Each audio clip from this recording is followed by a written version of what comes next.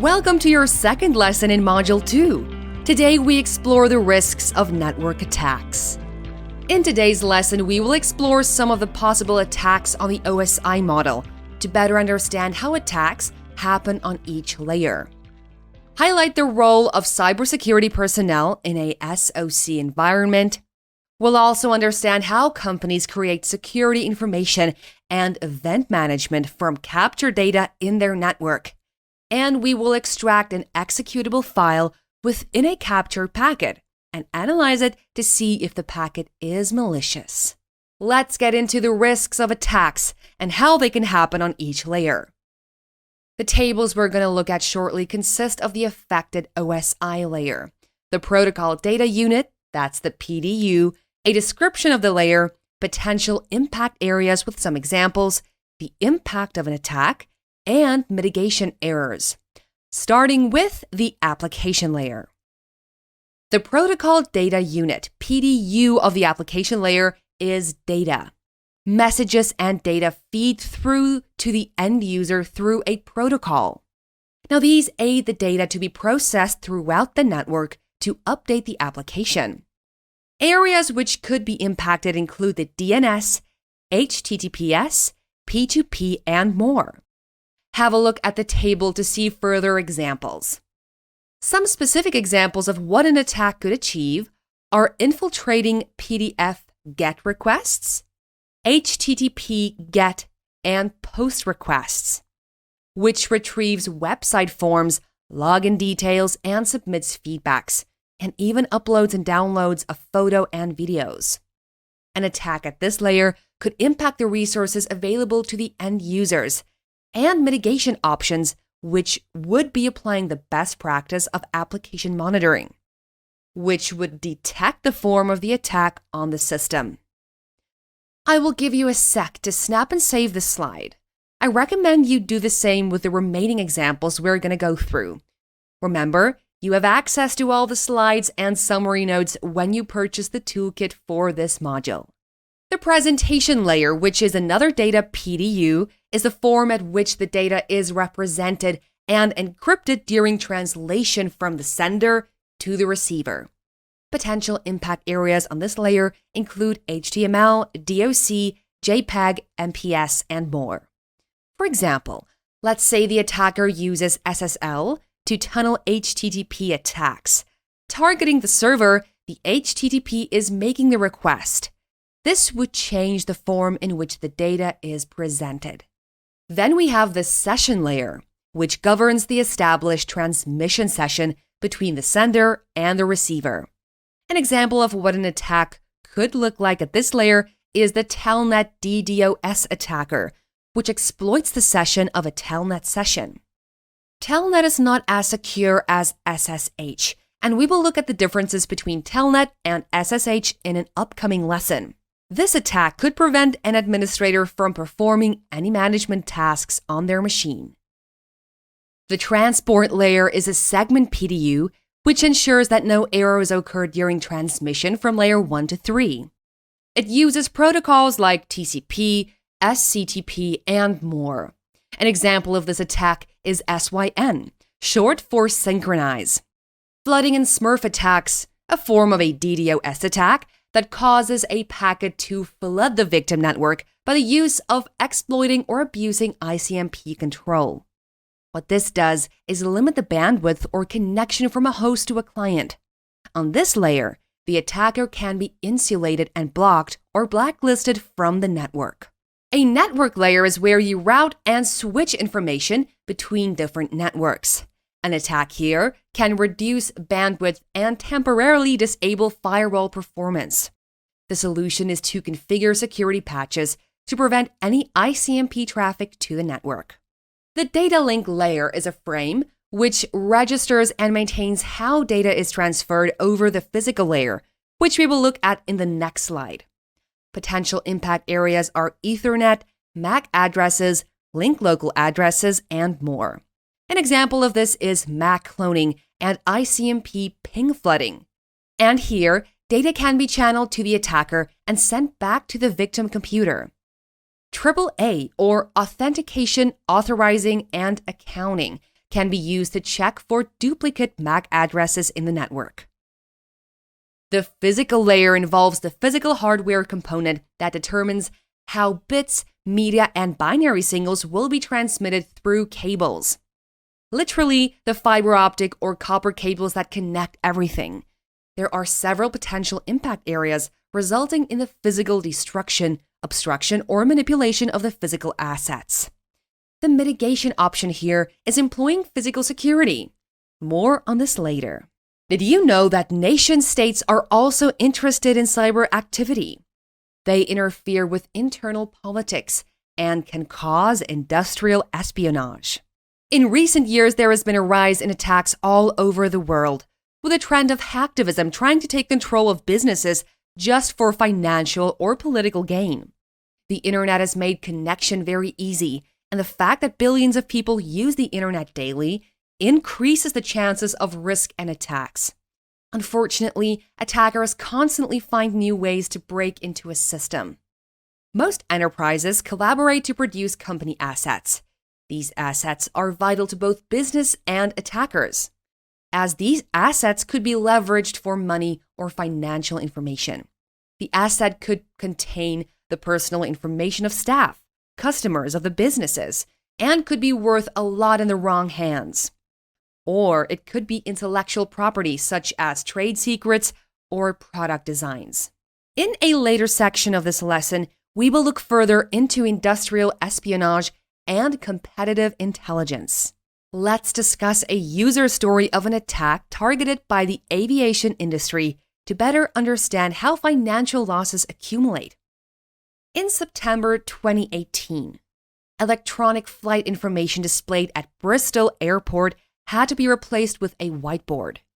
It was later disclosed that this was due to a ransomware attack, which attempted to deny service to the operator by taking some of its services offline and requesting a ransom before release. The company was able to detect the attack at an early stage, isolating and restoring the affected system. It is clear how a single attack can impact a company, from losing customers to millions of dollars in losses, in this case. In the case of the Asiana Airlines crash on July 6th, it resulted in a thankfully insured loss of approximately $300 million.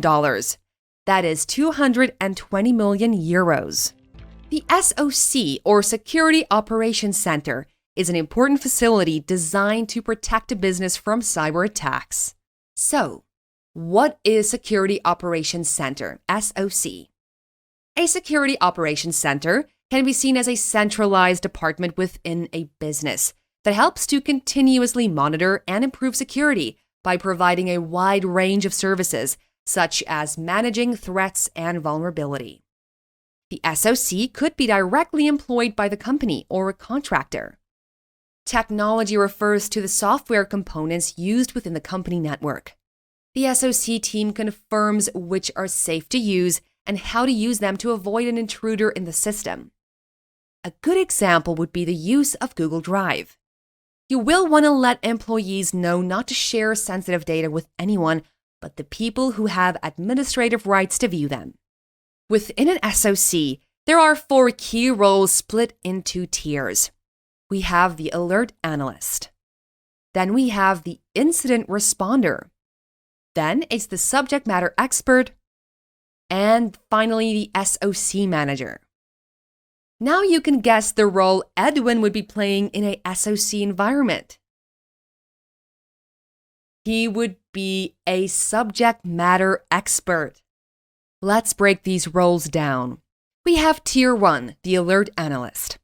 Their task is to monitor security events and analyze alert queues which appear on the company network. In the case of an abnormality, it is verified, recorded, and then forwarded to Tier 2. Tier 2, the incident responder. Their role is to investigate and resolve the forwarded queues and organize the information in an incident report. The report will be archived for future use. If the queues are not resolved, they're passed down to Tier 3, generally with the use of a ticketing application to track the workflow of the event. Tier 3, the subject matter expert. These are more advanced cybersecurity personnel with years of industrial experience. Roles are varied, including threat intelligence, network specialist, malware reverse engineering, and advanced endpoint security specialist. The Internet of Things, IoT, connects and improves quality of life. For example, a fitness tracker. But devices could often be dangerous if they don't have good security. You can be exposed to an attacker who might, for example, be tracking your location. Our final topic before we dive into a demo is to look at some of the technologies of the SOC. In view of the Security Operations Center, SOC, the cybersecurity operator is able to generate a lot of data from the company network, which helps to monitor it for any abnormality. With this data, the SOC team is able to utilize a security information and event management system, which is referred to as SIEM. The SIEM is just a collection of data that is specific to containing network traffic, the structure of data and how it moves through the network, and the system logs of computers, servers, and devices, and more. Every enterprise network must be up and running at all times in order for them to do business and interact with their customers. In a company, their preferred uptime is measured by the number of minutes of downtime the company network experiences. For example, an uptime of 99.99% in a year simply means that the company network was down for no more than 5 minutes in the entire year. I'm sure we all wish we could say the same for our internet connections. Let's dive right into our demo. In this demo, we're going to be working on Wireshark. If you remember from our previous demo, we worked with Wireshark and we explored the ARP, the DNS, the UDP, the TTP, the HTTP, and the HTTPS. But in this lab demo, we're going to be analyzing captured traffic. Now, what this means is we will be playing the role of cybersecurity personnel to analyze captured traffic to see if this captured traffic has any malicious and executable files within it. And if so, what that means in plain words is someone in a company actually went on a web browser and tried to download a file off the internet. And the company isn't sure if the person in question actually downloaded a malicious file. Now, the role of cybersecurity personnel is to check to see if this file contains any malware and if the file has any executable code embedded in it. So when we do analyze traffic with Wireshark, there are a few things we always tend to be very mindful about. So we always want to know the IP addresses. And what I mean by IP addresses is both the source and the destination IP. We want to know what domain we're visiting. We also want to know the user agent. What that means is what is the name of the operating system being used to host the process of the communication. We also want to know what kind of protocols are being used in exchanging data over the internet. So in this case, we have our CyberOps workstation, and you can actually see it's up and running. Okay, so we're simply just going to click on the machine to open it and start analyzing the traffic. And we will be analyzing the traffic with the Wireshark on our CyberOps workstation. And we want to know if the file downloaded by the user is a malicious executable file or a legitimate file. So in our previous lessons, we actually talked about malware. We talked about attacks. We talked about different threats in a network. So in this case, now we have captured traffic and we need to actually analyze the traffic to be 100% certain that the traffic contains no malware. So how exactly do we go about doing this? We're going to be using the Cisco Ops workstation because Cisco has embedded in lots of captured traffic in the workstation. So that was done intentionally. So what that means is they give students the chance to be able to learn and encourage students to be more aware on how to identify malware in captured traffic. So we're going to be doing a couple of things. The first thing we'll be doing is changing our network setting because we want our machine to be able to connect to the internet right from our CyberOps workstation. So the first thing we do is we just simply need to go to the terminal. And now you can actually see the terminal is up and running. So we can simply check to see what files we have on our machine. And in case you forgot, the CyberOps workstation is a distribution of Linux, which means on the workstation we can literally use the same commands we use right in our Ubuntu. So in this case, we want to see the files we have on our desktop and on our machine in total. So we can use the ls command. And we can see we have our downloads. We have a malicious file. And we have some other files embedded within the operating system, which is totally fine. So the next thing we do now, we know we have those files on our system, and we have to tweak our adapter to be able to connect to the internet from our CyberOps workstation. So how do we go about doing this?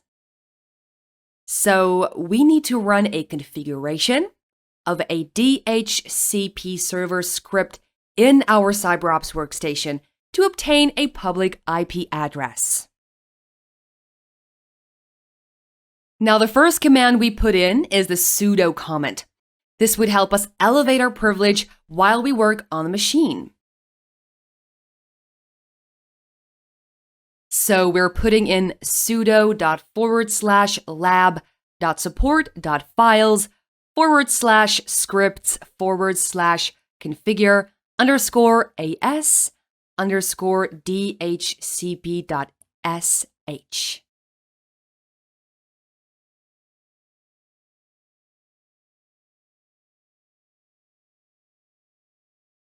And now we have been prompted for our password. So note the password is CyberOps. And enter. And you can see it is configuring the NIC, which is basically the network interface card for our machine, enabling it to request an IP via DHCP, which means now we have successfully configured our adapter on our CyberOps workstation. So what this means is that our workstation will be able to connect to the internet by simply leveraging from the IP address we have on our personal laptop. So now we have the first step done. Now we have to go and view the captured file to analyze it. So to know if the captured file has any malware embedded on it. So how do we go about doing this? It's quite simple. We need to put in a couple of commands, and I will of course walk you through what those commands are. So first of all, we need to put in the command cd now. And it means we're actually changing directory. So we're changing directory to a folder, which is cd/lab.support.files/pcaps. So now we want to go into the directory because that's where we have our saved capture file. And enter. You can actually see there's a difference. So you can actually see the terminal indicating we're in the PCAP directory. Here we can do a few things. We can actually check to see if the list of folders we have in that directory by simply typing the ls-1.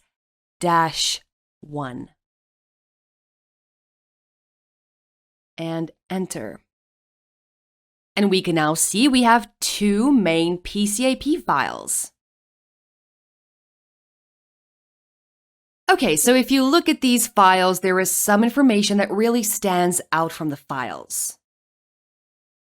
So we have dash, RW dash, R dash dash R dash, and another dash. Now, what does this mean? Basically, I would walk through the permission group. So this means the first two sections contain the owner's permission. So it means the owner of this file will be able to read and write.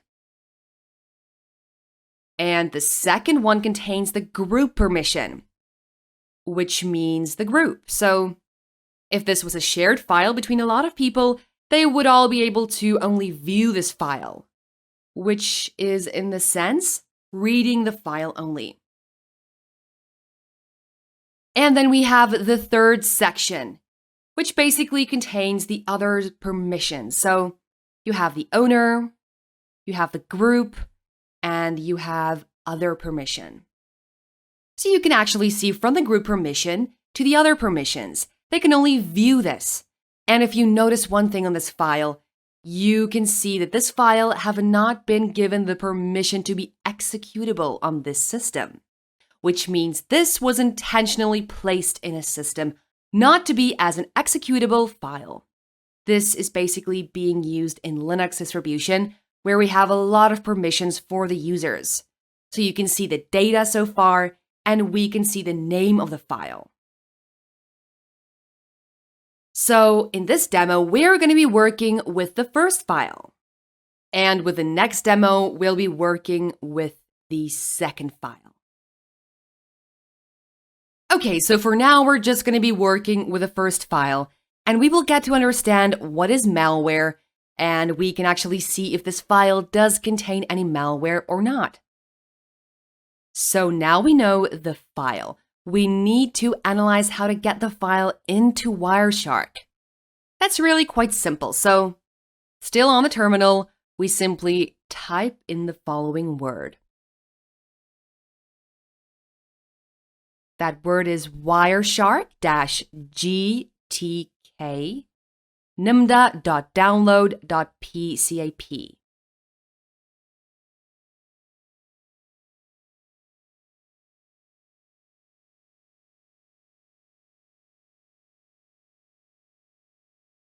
And enter. So immediately those commands simply let me go back into the command so I can actually explain what it means. The command tells Wireshark to start up and load this file. So you can see Wireshark has done exactly that. And we can see we have a time,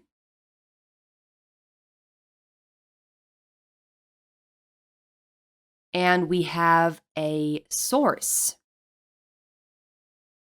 We also have a destination, and we have the protocol.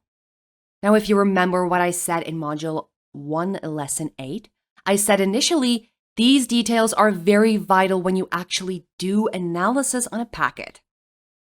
Why? Because with this information, I could tell what time the packet arrived, I can tell where it was coming from, and I could tell where this packet was going. And I could tell which protocol was used in the communication. So you can actually see from the packet, we have a lot of TCP handshake. And we know it's used as a reliable protocol over the internet. And we also see from the captured packet, we have a lot of TCP handshake. So what a handshake shows you, it just shows a connection session being established.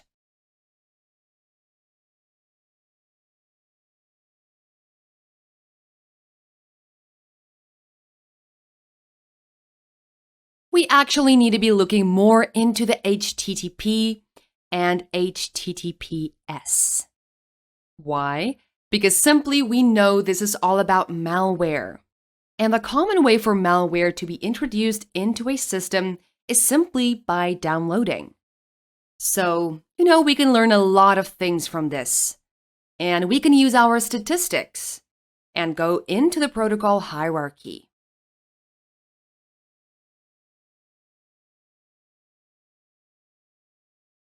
So in the protocol hierarchy, we can see how much of the protocols were actually being used. So we can see from the protocol hierarchy, there is a very high amount of TCP which we've seen.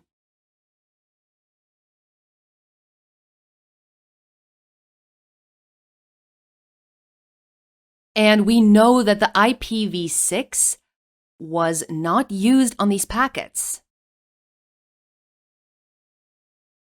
And we know it was an internet frame. But if you look closely, this is actually malware being downloaded on the internet. So the simplest way for a malware to be downloaded is on a browser, and on the protocol hierarchy statistics, we can clearly see the hypertext protocol. It's actually 94.30% of bytes, which is quite high, which means there was a lot of traffic that happened with this protocol. So it kind of gives us a rough idea of where to start looking. I could do this in two ways. I'm not going to show you the two ways of actually easily detecting an executable file in the capturing of traffic, since I already know the means of downloading it on a web browser, which is going to be through the Hypertext Transfer Protocol, HTTP, or the HTTPS. So I can simply click on hypertext and apply as a filter, and click on select. So simply doing this, we can actually see two things, right? We can see two segments of the traffic. Now, for the first segment of traffic, we had it gets requests. And on the second segment, we had an HTTP protocol being used. So what it's done for me, basically, it has actually narrowed down my search. So I don't have to go through each packet segment. With this, I could easily dig a little deeper, so I can simply click on the packets.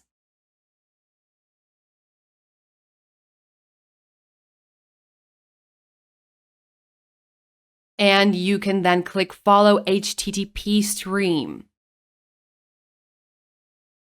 And you can see the results straight away. There is a warning.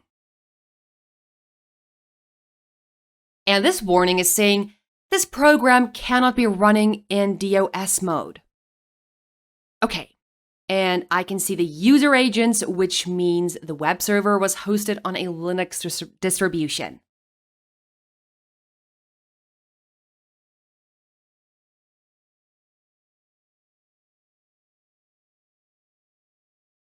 I can also see the IP address of the web server, and I could see the protocol number associated with the IP address.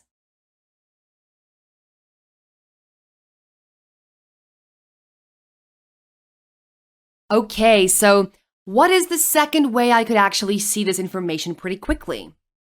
I'm going to close this. So now we have written this, I'm actually going to close it and I'll come back to this again. Okay, the second way we can actually quickly and easily see all of this information is simple. You simply go to the file,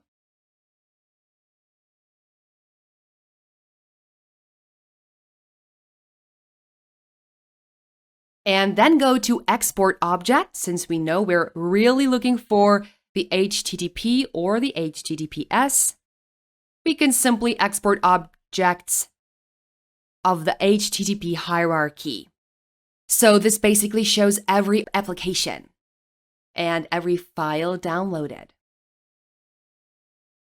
So now in this way, we can see exactly the same information we saw the last time, right? We can see the IP address, and we can see the port, and you can see the port numbers. And you can actually see the content type. This was an application. It has a size of 345 kilobytes. And this is actually the name as the file was captured. So how do we know this file is malicious? How do we know it's not harmful? There are a couple of ways we could verify this. The easiest way we can actually verify this is quite simple. So basically, the first way is going to be going through the web browser. So from the web browser, we can see if this file is malicious. And I will show you what I mean by that. So simply before I close this off, I'm actually going to save this file by save on my desktop and save this file. And I've saved it as file-malware. And click on save. So what this means is I'm actually saving this file on my desktop. Okay, so now this file has been saved. So how do I confirm to see if this file is malicious? And basically, this is actually a very easy way for newbies and people who are interested in analyzing traffic to get familiar with different formats. So you simply go to the web browser. So you can actually see on my Google browser, we just click on Virus Total. The first thing you see is Analyze Suspicious File and URLs to detect the type of malware automatically, which means you can actually verify malware right on your browser. So since I have the file saved now, I have to make a quick note to students. Because we're working with CyberOps Workstation, this is the reason we actually saved the file. If I was working on a Windows laptop, I wouldn't advise you to save it. Now, the reason is because I know if anything happens to this machine, I could simply close it up and I could simply delete the machine and the entire hardware and the hard drive of my laptop would not be affected by the files. So again, I would not advise you to conduct this demo on your Windows machine, but I would advise you to do this now in the CyberOps Workstation. So if you do have any problems, let's imagine this was actually really bad malware, you won't lose any of your data. So to be safe, you're better off doing this demo within the workstation, so that if you do have issues, you can easily delete the whole of the partition and your entire drive is super safe. So at the moment, I'm working on my server's workstation, so I know for a fact whatever happens, if this file was malicious, I can simply delete the entire operating system and get it back again. So now we know that we can simply choose File, go to Home, and now on the whole, I save this file as file-malware, and if you remember, it was 345 kilobytes. So basically what this web page does is check to see the hashes of the file. Now I know this is actually a very generous way of doing things right, than running the file to see if it's malicious or not. The web page checks to see if this file actually has hashes that match a malicious one. So at the moment, I need to verify that I'm not a bot.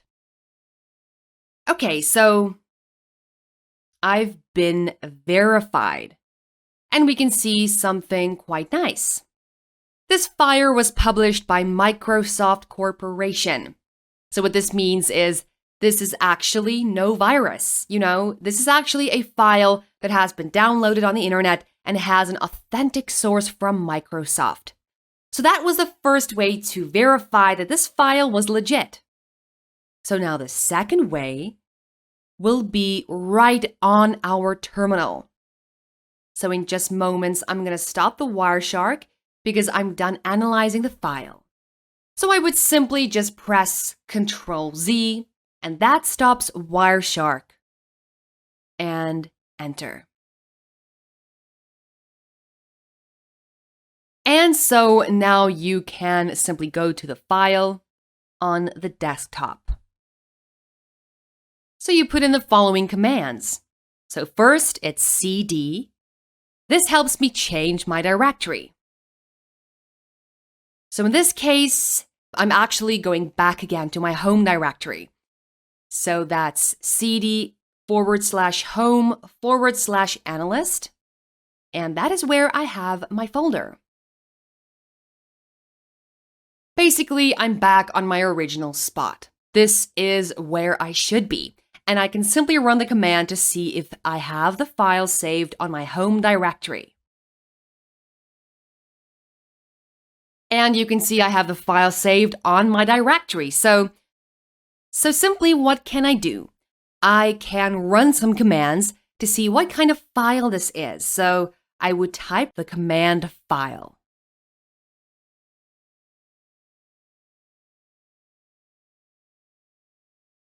Okay, let me give you a little space so you can see what I mean so far. File space.